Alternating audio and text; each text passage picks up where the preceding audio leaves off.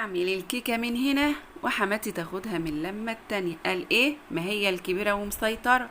ما انا اللي غلطانة علشان عملتها من هنا وضحكت عليا وما دوقتنيش، وجوزي ما صدقنيش وقلت له تعالى اظهر وبان وعليك الامان وانت تشوف.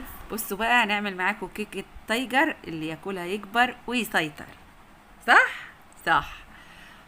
بصوا بقى يا ولاد، هنعمل كيكة التايجر بطريقة عشوائية كده، يعني هنعملها بطريقة بسيطة جدا، بس بالله عليكم تدعموا الفيديو علشان نكبر بيكم وليكم وتبقوا اخواتنا وحبايبنا واهالينا. بصوا بقى، انا عملت الخليط بتاع الكيك، حطيت في قلب شفشق الخلاط 3 بيضات، وحطينا كوباية سكر. السكر ده على حسب الرغبة، يا اما كوباية ونص على حسب الرغبة زي ما قلنا، وكيس فانيليا، ونص كوبايه لبن. خلطنا كل المكونات دي كلها مع بعض، وبعد كده ايه حطيناها في قلب البوله. عايزه اقول لكم الكيكه دي سهله جدا وبسيطه وطعمها تحفه، وعايزه اقول لكم مغذيه كمان علشان الولاد. وهنحطها في قلب الطبق زي ما انتم شايفين كده. يا فرحتي بيكي يا اختي، مش هتدوقي حاجه. وهنحط قد ايه يا شيماء دقيق؟ هنحطها عشوائي كده، يعني احنا هناخد دلوقتي قدام منكم من الدقيق اللي عندنا في الشكارة كده بطريقة عشوائية. يبقى احنا حطينا بيض ولبن وسكر وكيس فانيليا. هنخلط المكونات دي كلها تاني مع بعض كده علشان نتأكد ان السكر داب. بصوا الطريقة سهلة جدا، ممكن تعمليها كده في قلب البولة دي على طول من غير ما تعمليها في قلب شفشق الخلاط. خلاص، صليتوا بينا على النبي. اللهم صل وسلم وبارك عليك يا حبيبي يا رسول الله. بصوا بقى، لو انتوا عندكم الدقيق بتاعكم لونه غامق او مش فاتح مش ابيض قوي، ممكن تحطوا معلقتين كبار من النشا، او ممكن تحطي 100 جرام من النشا. انا عندي هنا كان عندي 150 جرام من النشا، حطيت يعني في قيمه ايه 100 جرام كده. وهناخد من الدقيق كده ايه عشوائي اهو، مش بنعاير ولا حاجه. لو انتوا عايزين طريقه يعني عايزين مقدار، هقول لكم 3 بيضات، كوبايه حليب او كوبايه زبادي، عليها كوبايتين من السكر، وتحطوا عليهم 4 كوبايات من الدقيق. خلاص، يا اما تحطي 3 كوبايات دقيق وكوبايه نشا. ده لو الدقيق بتاعك غامق، يعني بتعمليه ويطلع معاكي كيكه غامقه، تحطي معاه نشا هيفتحها معاكي. وتحطي كمان كيس بيكنج باودر. بصوا انا باخد بطريقه عشوائيه خالص من الشكاره زي ما انتم شايفين كده اهو، بس انا عشان الدقيق ده مش بيخلي الكيكه معايا فاتحه، جربته قبل كده فحطيت عليه شويه نشا. بصوا الطريقه سهله خالص، وما تنسوش بقى ايه تحطوا لايك للفيديو. صليتوا بينا على النبي. اللهم صل وسلم وبارك عليك يا حبيبي يا رسول الله. بصوا بقى يا ولاد، بطريقه عشوائيه خالص اهو، لا بعاير ولا بعمل مقدار، بالذات في الكيكه طريقتها سهله جدا، ما تقلقوش منها خالص ولا تخافوا. ممكن كمان تعملها من غير بيض خالص، بس تزودي البيكنج باودر، وممكن تحطي بيضه واحده، ممكن تحطي بيضتين على حسب الرغبه او على حسب الامكانيه بتاعتك. وطبعا زي ما انتم عارفين ان السكر غلي، هنحط كوبايه سكر كفايه، وهنحلي معاه مع اللبن. كده كده اللبن هنحليه بسكر ونشرب وهالدنيا ماشيه. صليتوا بينا على النبي يا اولاد. بصوا بقى، انا باخد الدقيق بطريقه عشوائيه زي ما انتم شايفين كده، لا بعاير ولا حاجه. وهخلط بقى بصوا كيس البيكنج باودر، احط كيس بيكنج باودر. طيب انت حطينا، ممكن نحط يا شيماء زياده عن نص كيلو دقيق. هنحط قد ايه؟ هنحط كيس ونص من البيكنج باودر. ده كان نص كيس مفتوح، حطيت كيس ونص من البيكنج باودر علشان انا مش عارفه انا خدت قد ايه من الدقيق، فحطيت كيس ونص من البيكنج باودر. لو احنا حطينا زياده مثلا عن نص كيلو دقيق، نحط كيس ونص من البيكنج باودر او كيسين، ما نزودش عن كده علشان الكيكه ما تطلعش، عشان البيكنج باودر ما يبانش في قلب الكيكه معايا، بيعمل فقاعات سمرة كده.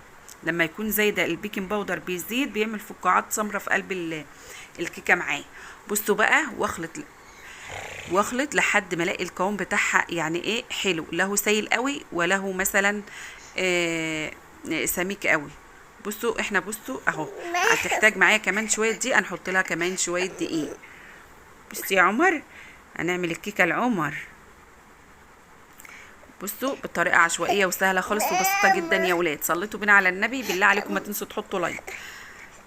انا ما كانش في نيتي اصور لكم الفيديو ده، بس قلت والله ايه لا مصوره لكم عشان اعرفكم ان انا لما بعمل كيكه بعمل كيكه من غير مقادير، طريقتها سهله جدا. عايزه تزودي البيض بقى من بصوا بقى من بيضه ل10 بيضات براحتك انت. كل ما بتزودي في البيض بتبقى الكيكه معاكي حلوه، وفي نفس الوقت بتدي قيمه غذائيه للولاد. بصوا الطريقه سهله ازاي. يبقى لو انت عايزه مقدار معين تحطي 3 بيضات، كوبايه حليب، كوبايتين من السكر، عليهم 4 كوبايات من الدقيق، ممكن تحطي 3 دقيق وكوبايه نشا، وتضربوهم كلهم مع بعض في قلب الخلاط. تضربي السوائل كلها مع بعض، وما تنسوش يا ولاد صحيح نص كوبايه زيت، اهم حاجه نص كوبايه الزيت. لو ما عندكيش زيت ممكن تحطي زبده براحتك. بس يا عمر بصوا بقى، واخلط بقى الكيكه بتاعتي بالشكل ده لحد ما القوام بتاعها يكون ايه متوسط كده. طريقه سهله ازاي وبسيطه جدا جدا. اخلط لحد ما خليط الكيك معايا يبقى حلو الى حد ما. بصوا كده تمام التمام قوي. طيب ايه اللي عندك ده يا شيماء في الصاج؟ انا عندي هنا عارفين القهوه اللي هي سريعه الذوبان؟ انا كان عندي حبه صغيرين بقالهم كتير قوي في التلاجة، فخفت لا تبوظ، قلت والله لا عامله بقى ايه الكيكه ده. القوام بتاع الكيكه ده مظبوط قوي كده وتمام التمام معاه. شايفين القوام ده حلو قوي. السكر ممكن تحطوا كتير ممكن تحطوا شويه، ده على حسب الرغبه بتاعتكم، من كوبايه ونص لكوبايتين براحتكم خالص. بصوا بقى هنخلط برضو بالاسباتيول كده علشان نتأكد ان الخليط اندمج كله مع بعض. تمام تمام قوي. الصينية اللي هنحط فيها يكون مدهونة زيت او سمنة، المهم يكون مادة دهنية، ونرش عليها رشة بسيطة من الدقيق او النشا. بصوا الطريقة سهلة ازاي. اللهم صل على النبي. صلتوا بنا على النبي يا ولاد. اللهم صل وسلم وبارك عليك يا حبيبي يا رسول الله. بالله عليكم يا ولاد ما تنسوا تدعموا القناه دي، احنا عايزينها تكبر بيكم. بصوا انا صراحه انا عاملاها كده ايه للكواليس. كنت سايبه الفيديو بالصوت بس كان جنب الاولاد بيصوتوا زي ما عمر دلوقتي عمال بيغني كده. بس يا عمر بصوا بقى هنصب الخليط بالشكل ده. بصوا اللهم صل على النبي. بعد ما صبيت الخليط كله يا ولاد افتكرت بقى ان انا نسيت احط بقى على نص، يعني نسيت اسيب حبه من خليط الكيك ده واحط عليها القهوه سريعه الذوبان. احطها ازاي؟ باخد معلقه على حبه او معلقتين ميه او معلقتين من اللبن وادوبهم، واقوم حطاهم على وش الخليط التاني اللي هو نص خليط الكيك. بعد ما حطيته كده رجعت شلت تاني من الخليط ده اهو اللي انتوا شايفينه ده اللي انا فضيته في قلب الصاج، رجعت شلته وحطيته تاني في قلب الطبق، وقمت عامله حاطه عليها قهوه سريعه الذوبان، وقمت عاملاها بقى شكل التايجر كده، ماربل كده، بطريقه عشوائيه. بصوا اهو يا ولاد، كنت نسيت خالص، خدت منها شويه وبصوا وحطيت اهو. يلا حطهم كلهم ان شاء الله معانا حد حوش. عايزه اقول لكم الواد كان بيصور من غير نفسي يا ولاد، وكل شويه يقول لي يلا يلا يلا، والله العظيم زهقني. الله يسامحك يا مروان يا ابني. بصوا الصلاه على النبي. ايوه كده، ما تخافوش، ما تحطولهاش دقيق ولا اي حاجه، هي معلقه واحده بس من القهوه سريعه الذوبان، وتحطوا عليها معلقتين من الميه او معلقتين من اللبن، مش هيحصل اي حاجه. يعني عشان في ناس هتقول لي هنحط فيها شويه نحط فيها معلقتين دي، لا يا ولاد ما تحطوش، ما تقلقوش خالص. وبصوا بقى نيجي على الحته الفاضيه اللي هي في الصاج دي، ونقوم منزلين بقى الخليط بتاعنا بالشكل ده. ايوه كده، الصلاه على النبي. اللهم صل على النبي. ايوه كده يا بنتي يا شوشو، تسلم ايدك. ونحطها في الفرن، يكون مولعين الفرن بتاعنا على حراره 180، ونسيبها لمدة نص ساعة بالظبط، مش هتزيد عن نص ساعة، ممكن تقل 5 دقايق مش مشكلة، او تزيد 5 دقايق بس مش هتقعد اكتر من كده. تمام تمام اوي. بصوا بقى الشكل اللي انا بعملها شكل التايجر، بصوا بطريقة عشوائية خالص، يعني ما فيهاش بقى لا هاتي اداء اعملي كذا ولا اعملي كذا، لا بصوا طريقة بسيطة جدا جدا. المهم تعملي حاجة حلوة للولاد. فحد هيقول لي هو السكر هو في سكر؟ ده السكر غالي يا شيماء. احنا عارفين ان السكر غالي، بس كوباية سكر وقومي اعملي بيها كيكاية وبضاية وحبة لبن، مفيش لبن اعملها بمية، اعملها بشوية عصير، اي حاجة واشتغلي بيه، فرحي الولاد. شايفين الطريقة سهلة ازاي يا ولاد؟ اللهم صل على النبي. ايوه كده، كنت واخداها زي نظام لعب كده وقعدت افنن فيها، والاخر ما شاء الله طلعت جميلة جدا. اللهم صل على النبي، اللهم صل على النبي. ايوه كده، اللهم زد وبارك، اللهم زد وبارك. ايوه بسم الله ما شاء الله عليك، فنانة فنانة يا بنت يا شوشو. ايوه كده، انا عايزك تبدعي، ابدعي كده، ايوه كده، وفنني براحتك خالص، والاخر مش هتدوقي منها ولا حته. انت يا بنتي مش بتقولي حماتي انا عملتها من هنا وحماتي خدتها من هنا؟ يا بنتي ابدعي بقى براحتك وفنني، وما يهمكيش خالص، اتعبي واعملي مجهود، والاخر هي هتاخدها وتديها لولادها على ايه؟ على الجاهز.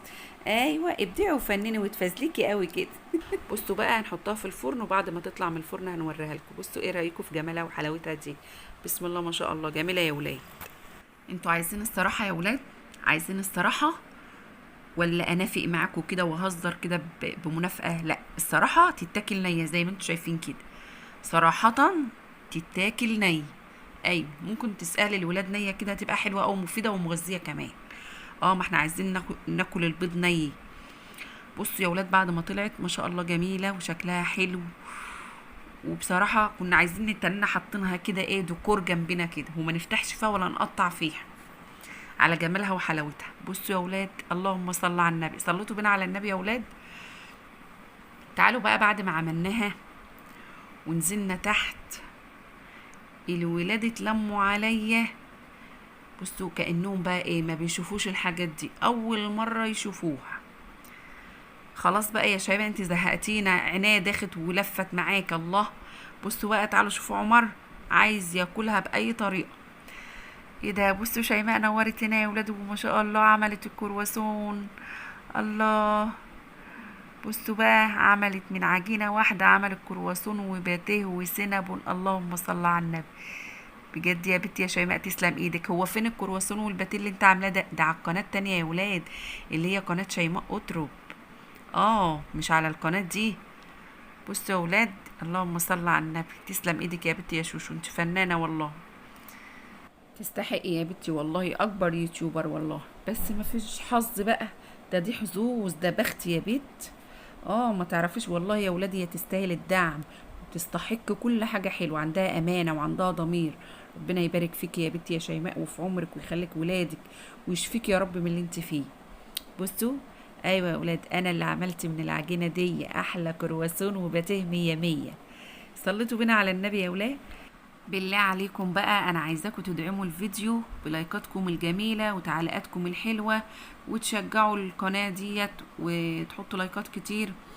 بصوا هتدخل لكم احلى فيديوهات واحلى، بصوا على الطبيعة كده، خلينا طبيعيين مع بعض وحلوين كده. بالله عليكم تدعوا لي وتشجعوني وتدعموا الفيديو بلايكاتكم. وبكده انتهى الفيديو بتاعنا النهاردة، واشوفكم على خير في فيديو جديد وصفات جديدة، وفي امان الله.